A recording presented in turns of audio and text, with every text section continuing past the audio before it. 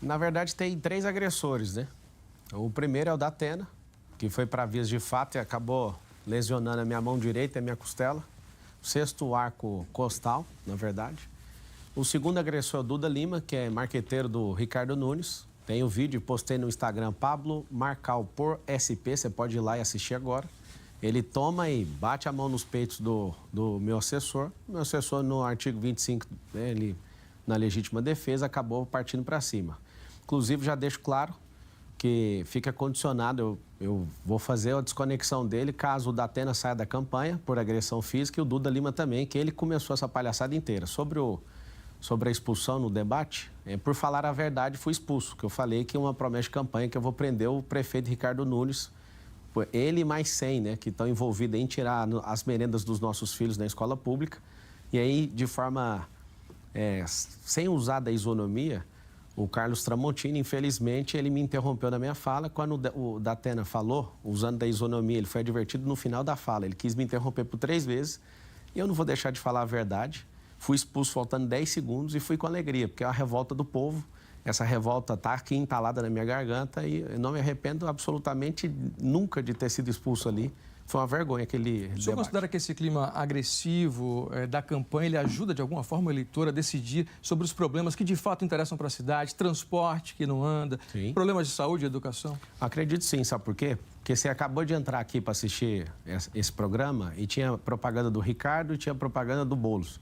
Eles estão gastando mais de 100 milhões de reais de dinheiro público e eu estou num julgo desigual, numa eleição onde eu não tenho nem R$1 de dinheiro público, não tem coligação política com ninguém, não estou devendo a prefeitura para ninguém. Eles usaram o rádio, vocês ouviram no rádio e na televisão, eles me vinculando com o PCC, mas quem é tchutchuca do PCC é o Ricardo Nunes, comprovadamente com o inquérito está aberto pela Polícia Federal.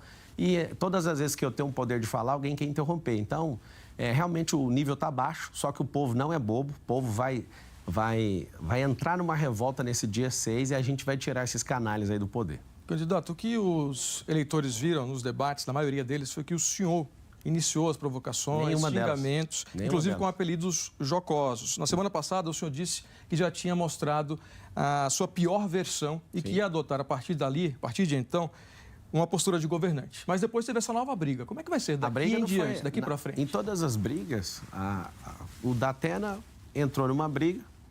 Ele realmente foi acusado, né, por assédio sexual e dói nele, por isso que ele partiu para o descontrole. É uma proposta para a cidade de São Paulo colocar a inteligência emocional nas escolas, porque tanto o meu assessor como o marqueteiro Duda Lima, que é o marqueteiro inclusive do Bolsonaro na campanha anterior, e o Datena são pessoas que precisam sim de inteligência emocional. A gente vai oferecer isso para os seus filhos a partir da escola pública e também num braço de ensino para todas as empresas. São 2 milhões de CNPJs na cidade de São Paulo. E nós teremos um braço de ensino para treinar todos os colaboradores, os parentes dos colaboradores e vizinhos dessas empresas na cidade. Qual vai ser a sua contribuição a partir de agora para melhorar o nível dessa campanha? O senhor se compromete a ter um comportamento diferente do que a gente viu? Não, depende, né? Porque eu nem posso chamar de debate o que aconteceu no Flow. Foi uma vergonha, né? A manipulação que aconteceu ali. Os sorteios, eu saí 3 vezes com a Marina e o Boulos saiu... por causa da linguagem neutra que ele defende, distorceu o hino nacional, sempre vou fazer questão de chamar ele assim em respeito ao que ele acredita. Ele saiu 4 vezes com a Tabata. Então, ali claramente tinha 1 milhão de pessoas assistindo, os comentários depois, vale a pena vocês assistirem o que o povo viu ali. Não me deixaram nenhuma vez ficar com o Ricardo Nunes, né, só para fazer perguntas para ele. De fato, existe uma situação muito triste, né, nos debates. O Ricardo, que patrocina grande parte da imprensa com 648 milhões de reais do nosso dinheiro da Prefeitura de São Paulo, que inclusive a Rede Globo é uma das que mais recebe, não desrespeitando, mas é um fato aberto. Não tem nenhum problema com a Rede Globo de televisão, mas para vocês saberem que a grande parte da mídia é controlada pelo nosso dinheiro para mudar a nossa opinião e eu sou essa pessoa que está remando sozinho e nós vamos vencer essa eleição no primeiro turno. Você vai votar no 28 aí, no dia 6, o número da revolta popular. Candidato, o senhor critica o Bolsa Família, diz que ele mantém as pessoas na pobreza e o senhor propõe uma jornada da prosperidade. Entre aspas, segundo o seu plano de governo, motivando a pessoa a deixar a situação de pobreza para trás. O senhor vai rever os programas de transferência de renda da Prefeitura de São Paulo, que são parecidos, muito parecidos com o Bolsa Família? Na verdade, eu não critico, não. Ele já é falido e as pessoas, no governo anterior do Bolsonaro, você podia ter uma renda alternativa. O Lula assumiu, ele tirou a renda alternativa para você ficar nesse Bolsa Miséria. É miséria porque você sabe que não dá para comprar nada, você não vai prosperar com isso. Será que você vai deixar só isso de herança para os seus filhos? Eu quero propor o seguinte, mudança de mentalidade. Se você mudar a sua mentalidade, não tem como ninguém te segurar. Você não precisa de uma babá. O Estado não é sua babá. Nós não precisamos de tutor para um povo. Nós precisamos de emancipar esse povo e eu quero que você conte comigo para isso. Agora, 1º de janeiro, na prática, o senhor vai acabar com renda mínima, que é um programa de transferência de renda da Prefeitura de São Paulo, ou o senhor vai manter? Nunca. As pessoas têm que ter porta de saída, elas sabem. Eu pergunto para as pessoas que fazem parte disso, hoje, só para você ter uma noção, as pessoas precisam de saber que tem um governante à frente da Prefeitura de São Paulo querendo ver a sua prosperidade. Ninguém vai acabar com nada. Nós iremos fazer você ser promovido. Então, todo programa social tem que ter porta de entrada e porta de saída. Porque você quer ter seu carro melhor, você quer fazer uma viagem melhor, você quer comer melhor, você quer vestir melhor. E, para isso, você vai ter que mudar sua mentalidade e nós vamos te apoiar. Então, você vai manter o renda mínima, mesmo criticando o Bolsa Família? Qual é a diferença? Não é criticando, não. É falando a verdade. Isso não é crítica. Mas qual a diferença entre os dois programas se você vai manter o programa? O programa é muito simples. Você que precisa, fique em paz, você vai ter. Às vezes a pessoa não vai querer mudar a mentalidade, então ela vai ficar ali e vai receber isso. Isso não é um problema nenhum para a Prefeitura de São Paulo. Ano que vem a gente vai ter um recorde de arrecadação, né, de orçamento, na verdade. O PIB é quase 1 trilhão da cidade de São Paulo, mas o orçamento é 120 bilhões. Não vai faltar dinheiro para quem não quiser mudar a mentalidade. Então, o Bolsa Família Municipal, que chama renda mínima, você vai manter? Não vai mudar. Tudo que o povo tem de benefício não vai ser mudado. Isso é um direito adquirido. Eu, jurista, posso falar para você. Eu não fiquei na academia de direito à toa. Nós vamos revisar os contratos, né, da prefeitura, mas tem um princípio chamado pacta sunt servanda, no latim, que significa que os pactos têm que ser cumpridos. Vamos revisar, porque tem muita coisa que precisa ser revisada, mas todo o benefício que o povo tem vai ser mantido. A gente não precisa tirar benefício do povo. Qual vai ser a porta de saída desses programas sociais, então, a própria pessoa prosperando nela mesma? Eventualmente o senhor assuma a prefeitura. A própria pessoa prosperando, ela mesma vai deixar isso, porque se o programa não deixa ela ter uma renda alternativa, nós vamos ensinar você a ter uma renda alternativa. Quando você tem a sua renda alternativa, você vai ter que deixar, porque o programa não deixa você ter uma renda alternativa. Queria falar agora sobre um problema que é levado em consideração como um dos principais dos moradores de São Paulo, né, segundo as pesquisas, que é a segurança. O senhor já falou que vai investir na GCM, na Guarda Civil Metropolitana, e também na Operação Delegado. A gente sabe que o roubo, muitas vezes, é só a ponta do crime organizado. Mas para o prefeito combater esse crime, ele precisa da ajuda da Polícia Civil, da Polícia Militar, que estão no guarda-chuva do governo do Estado. Como é que o senhor vai conversar, né, pretende trabalhar com o Tarcísio de Freitas depois dos ataques que o senhor fez ao governador? Qual ataque? O senhor deu um apelido ao governador recentemente, há poucos dias. No dia 4 de setembro, o senhor disse na sabatina do UOL que o Tarcísio está enterrando a carreira política dele ao defender o atual prefeito. E o senhor disse também que ele é uma criatura feita pela transmissão de votos do ex-presidente Bolsonaro e que terá um problema muito sério em 2026 se continuar a atacá-lo. O senhor criou um apelido para ele recentemente. Sim, isso aí tudo confirmo, falei isso mesmo. Eu ajudei o Tarcísio na campanha dele, né? Fui envolvido ali diretamente ajudando na campanha dele, gosto muito dele. Eu sei que ele está errando. Porque se ele quer defender o prefeito, que ele defenda o prefeito sem me atacar. Eu fui no Palácio, fiz um combinado com ele de não atacá-lo, desde que ele não toque no meu nome. E algumas vezes ele acaba ali deslizando, me atacando, e ele sabe o respeito que eu tenho, e quando, né, terminar essa eleição, ele já sabe que vai ter um grande companheiro para tocar as obras dessa cidade. Tem um respeito muito grande por você, Tarcísio. Agora, não enterre sua carreira, né? É muito ruim. As pessoas estão indo, né, no seu Instagram, a sua equipe está bloqueando os comentários. Não faça isso, é um republicano. Eu acredito que a gente vai fazer um trabalho brilhante aqui, a dupla Marçal e Tarcísio em 2025. Vamos tocar muita obra para o povo de São Paulo. O eleitor não fica confuso, candidato, com esse morde e assopra nessa sua relação com o governador? Nenhuma, essa é a verdade. Eu assumi o que eu falo e falo de novo. Respeito e gosto muito do Tarcísio. Ele não é um cara apaixonado igual eu, né, pelo povo, mas ele é um cara que destravou muitas obras na cidade de São Paulo. Eu respeito muito isso. Agora, a gente não precisa criar animosidade com alguém, sendo que você respeita esse alguém. Mas você se arrepende desses apelidos que o senhor tem dado? Não, nenhum. Eu falei que o apelido é provisório mesmo. É um apelido provisório que é para eleição, já que ele está me atacando, e depois vai ter que pedir desculpa também por tudo que ele falou a meu respeito. Gosto muito de você, Tarcísio. Você sabe que eu sou homem para assumir tudo que eu falo, e te peço para manter esse combinado de não tocar no meu nome. Faça aí a ressurreição diária que você está com o seu... no velório, né, do Ricardo Nunes, que você tenta ressuscitar ele todo dia, ele não vai levar essa eleição, fica tranquilo. Quem for eleito prefeito da maior cidade do país vai precisar dialogar com o governo federal para questões de grandes investimentos, como projetos de mobilidade, infraestrutura, habitação. O senhor pretende procurar o presidente Lula? Vai ter 208 chamadas no celular dele, né, da minha ligação. Vou ligar, vou envolver. Eu sou um republicano, então não existe essa intolerância. Na questão da eleição... Com o presidente Lula também os ataques têm período temporário para durar? Não, até o final do ano, se o senhor foi eleito? Em 2022, fiz duros ataques contra ele. Depois você pode olhar no meu histórico de rede social, eu não me levanto mais. Passou a eleição. Eleição é um tempo de guerra. Acabou a eleição, tem que ir para o tempo de paz. Esses candidatos usam o tempo que eles têm, né, para me vincular com o PCC. Eu nem sei quem é esse povo, para você ter uma noção. Mas usaram aí o rádio, você ouviu bastante, usando dinheiro público para fazer propaganda enganosa. Inclusive, não vote em candidatos que usam dinheiro público. Mais de 120 milhões. O Boulos é o que mais recebeu dinheiro. Inclusive, tem alguém querendo combater a fome, que é o presidente Lula, mas colocou 30 milhões aí para a campanha do Boulos. Ou seja, gente passando fome, a gente triturando 100 milhões de reais para fazer propaganda enganosa. Acabou o período eleitoral, a gente acaba a guerra. A eleição é uma guerra. E quem for mais firme e mais resistente vence essa eleição. Precisa ser guerra mesmo? O foco não deveria ser discussão de propostas para esses problemas que a população enfrenta todo dia, Você sabe quantos candidatos Fila para a saúde. Você sabe quantos candidatos são? São muitos candidatos aqui em São Paulo. São 5 que estão competitivos. Pois é, não, são 10. Só que 9, né? Porque tiraram o Haddad do DC. E é o seguinte...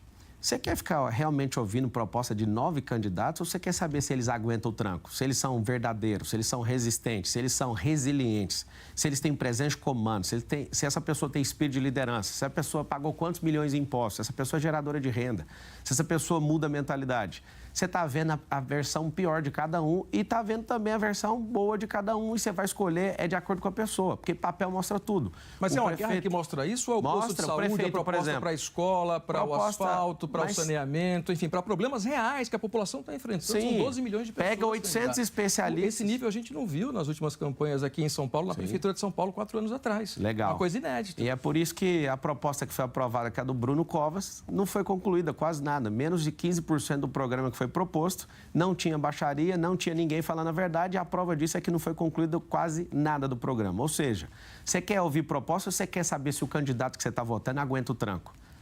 É agredido em rede nacional e não revida. Tem inteligência emocional para apanhar e segurar firme e falar, eu estou por você. Eu fiz um compromisso com um garoto lá do Jardim Rosana, o Theo, esse relógio ele me deu, lá na feira do Jardim Rosana, ali no Campo Limpo, na Zona Sul. Eu falei que esse governo seria das crianças e dos mais pobres. E eu quero te falar, Theo, você vai estar comigo no dia da eleição e você vai estar comigo no dia da posse, que eu fiz esse compromisso e nós vamos mudar essa cidade. Candidato, o senhor tem falado em enxugar a máquina pública, né? Essa é uma das suas bandeiras, tornando a prefeitura mais eficiente. Mas, ao mesmo tempo, o senhor quer triplicar o número de subprefeituras de 32 atualmente para 96. Como é que é possível enxugar a máquina pública, triplicando o número de subprefeituras? Você pega uma subprefeitura que tem 7 prédios, você já reduz para um prédio, você imagina. Tem subprefeitura que você tem que tirar um dia seu de trabalho para ficar indo em vários prédios. Vou fazer o cadastro aqui, eu vou para ali. Ou seja, a gente precisa de um. Por que 96? São 472 bairros na cidade de São Paulo, 1000 favelas e tem 96 distritos. Ter uma subprefeitura em cada distrito. Para quê? Para você, nessa capilarização, ter acesso à prefeitura. Todos os marqueteiros que ganham milhões agora na eleição, o que eles estão fazendo? Eles tratam você como patrão só no dia 6. Depois você fica esquecido. Eu quero tratar você como um cliente daqueles que eu sou nos grandes bancos aqui de São Paulo. Eu sou o cliente que todo mundo, eu nem preciso ir no banco, eu só preciso mandar uma mensagem para o gerente. Nós criaremos verdadeiramente o atendimento pelo celular e se você não conseguir ser atendido pelo celular, você vai ter no seu distrito. A economia está em modernizar o Estado, fazer a virtualização desse 156 que de fato não tem serviços lá, você não consegue fazer as coisas lá, mas a gente vai fazer porque essa é uma bandeira minha, na minha vida. Mais do que prédios, na verdade, as prefeituras são tocadas por pessoas. Sim. O senhor pretende contratar mais gente, então, para tocar essas 96 subprefeituras que o senhor pretende administrar? Sim, a questão dinâmica, né? A dinamicidade da gestão pública, em não ter compromisso. Como eu não estou devendo vaga para ninguém, nem emprego para companheiro nenhum, fique tranquilo que nós vamos ter uma subprefeitura otimizada. Então, mas você vai contratar mais gente ou vai demitir pessoas que já estão lá hoje? Vai realocar pessoas. Se você coloca investimento em tecnologia, as pessoas que já estão hoje aqui, uma segurança para todos vocês, como eu não estou com um time de companheiro aqui, eu não tenho que dar cabide de emprego para ninguém. Vocês vão continuar trabalhando na prefeitura. O que a gente vai fazer é realocar pessoas, realocar prédios. Tem prédios hoje que a prefeitura paga aluguel, mas tem 41 mil imóveis na prefeitura de São Paulo, que a gente pode fazer a realocação disso e permuta de imóveis para ter aí no seu distrito. Você pode contar que a prefeitura vai estar aí. Candidato, queria falar sobre enchentes, que é um problema gravíssimo, histórico aqui em São Paulo, né? A gente está no período de seca agora, o problema é outro, queimada, poluição, calor muito grande. Agora, de acordo com a Defesa Civil, são mais de 800 mil pessoas vivendo em áreas de risco, tanto de deslizamento quanto de enchentes aqui na capital. Como é que o senhor planeja resolver essa questão de forma definitiva? Nós vamos criar um cinturão de empresas para gerar 2 milhões de empregos nas periferias. E o incentivo que a Prefeitura de São Paulo vai dar para essas empresas é que as empresas que tiver mais de 80% dos funcionários trabalhando e morando nesse mesmo bairro, elas vão receber incentivos, né, por parte da Prefeitura. Por que isso? Porque se tem um emprego, gera renda local. Segunda coisa, liberação fundiária. Nós temos um problema nas quebradas de São Paulo. Você não tem nem logradouro público, que sua correspondência nem chega aí. Então, nós vamos liberar isso, te dar a escritura. Fiz o compromisso lá em Heliópolis, com a senhora que me convidou para entrar na casa dela. Eu comi feijoada com ela e fiz uma promessa. Eu vou entregar nas suas mãos essa escritura lá em Heliópolis. Agora, em relação a essas áreas de risco que a gente acabou de citar, 800 mil pessoas. O senhor assumiu o compromisso de zerar esse número de pessoas vivendo em área de risco, reduzir em quanto? Porque isso não tem no seu plano de governo. Tem no meu plano de governo. Não cita enchentes, nem mudanças climáticas. Tem no meu plano de governo que ninguém que hoje mora em casa de lata ou casa de madeira, nessas áreas de risco, em 1.460 dias você vai estar com a sua casa. A sua casa, eu vou te dar um cheque moradia, onde você vai construir e você vai usar recursos locais. Vai ter distribuidoras aí que você tem que comprar na sua região. Qual que é o problema? Estava terminando de responder. Como não tem a escritura, eu não consigo levar a empresa. Você não consegue nem sua correspondência aí. Esse vai ser o governo onde a gente vai promover e vai fazer um processo chamado desfavelização. No meu plano de governo está escrito comunidade forte. A comunidade vai ser forte com a cultura de vocês, mas favela significa ausência do Estado. E voltando no 28, agora no dia 6, faz o M, não esquece disso. No dia 28, no dia 6, você votar no número 28, que é o nosso, do Pablo Marçal, para servir você, você vai ter essa desfavelização acontecendo. Quanto é que isso vai custar, candidato? O que vai custar? Exatamente, colocar todo mundo, tirar das áreas de risco, né, e ter uma casa digna, como o senhor disse que vai ter até o final do seu eventual mandato. Não tem como a gente conseguir fazer isso se a gente não levar os empregos. Qual que é a ideia? As pessoas começam a ganhar R$3.000, elas vão embora da quebrada.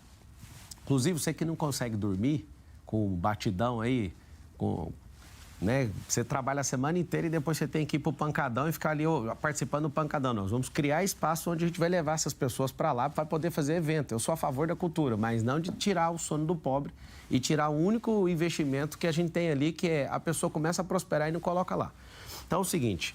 Não é por parte da prefeitura a abertura de empresa, mas é incentivo. Então, o incentivo de abrir empresa para fazer isso e gerar esses empregos é que vai gerar economia. Mas o senhor falou do cheque moradia. Eu queria só voltar a esse ponto, assim, quanto é que vai custar o cheque moradia para tirar todo mundo das áreas de risco em 4 anos? Eu não falei que vai tirar todo mundo em 4 anos. Eu falei sobre a casa de lata e casa de madeira. Não falei isso, eu sei que está falando isso. Casa de... Quem tem casa de tijolo vai continuar lá. Mesmo agora é o seguinte, qual que é o problema? Não, claro que não. O que a gente tem que fazer? Nós vamos pegar as áreas da Prefeitura de São Paulo, nós vamos fazer permuta com algumas áreas. Você está, às vezes, numa área de risco, essa área é uma invasão e ela está em disputa judicial. Para você saber, a Prefeitura de São Paulo não pode nem fazer o melhoramento público. O que a gente precisa fazer e não tem na Prefeitura de São Paulo hoje? Um metadado com todo o compilado de todas essas áreas. As áreas que a gente está em disputa judicial, eu me comprometo a entrar nessa situação, eu entendo o que você está passando, ninguém consegue resolver se não tiver um prefeito disposto a fazer isso. O que a gente precisa fazer?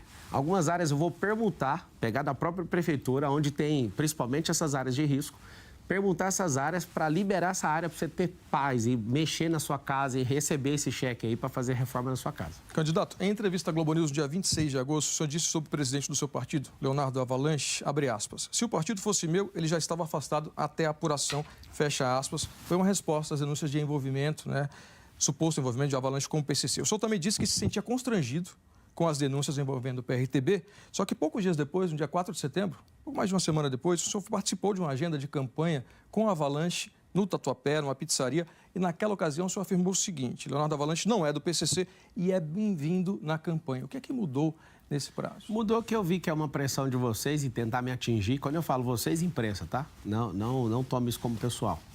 E pegaram uma gravação, né? E a gente não sabe o teor dessa gravação, ou a credibilidade dessa gravação, para tentar parar a minha candidatura. Não é que se não fosse eu, ninguém ia envolver ele nessas coisas. Eu conheci ele há pouco tempo. Eu tenho um grande sonho para o Brasil, que é todo mundo que quiser ser candidato não precisar de partido político. Porque é um manicômio você conseguir chegar onde eu estou aqui, sem dinheiro público, sem coligação, sem dever nada para ninguém. Sobre o Avalanche, ele suportou todas as pressões para me manter nessa candidatura. Então, aqui, meu extremo respeito a ele. Se ele realmente faz parte de qualquer coisa ou cometeu qualquer crime, que pague, eu seria o primeiro a publicar e falar parabéns pela justiça que foi feita. Agora, numa campanha eleitoral que ninguém respeita ninguém e quer destruir todo mundo que está em volta, eu percebi esse jogo, ainda bem que eu percebi esse jogo a tempo. Não faz sentido nenhum criar ilações contra as pessoas no meio de uma campanha eleitoral. Tudo bem, se tiver devendo, que pague. Avalanche, se tiver devendo, que você seja preso. E se não tiver devendo, que os mesmos instrumentos que te acusaram te dê espaço para você se defender. Qual é a sua relação com o Avalanche hoje? Ele pode ocupar um cargo no seu governo, não, eventualmente? Zero. Inclusive, nem consultei ele. Eu já nem consultei ele sobre os secretários que eu já divulguei. O Sintra, né, que é um dos caras mais poderosos e mais respeitados de São Paulo e do Brasil. Por que o senhor não quer o Avalanche ser o presidente do seu partido? É porque eu não estou devendo cargo para ele. O meu combinado com ele foi eu que mando na prefeitura. Não vou dever ela para ninguém, nem para partido.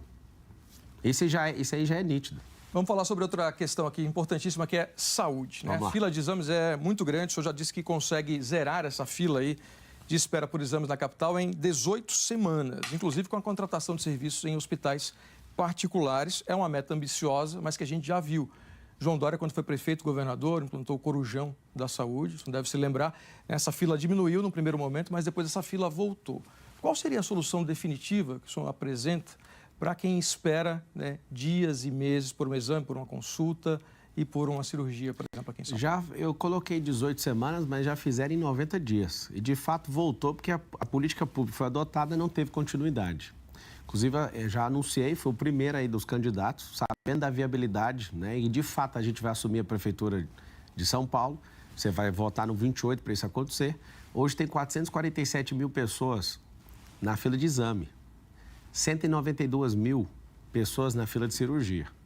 O que vai acontecer? Eu anunciei ontem o secretário de Saúde, que passou no processo seletivo e, né, caso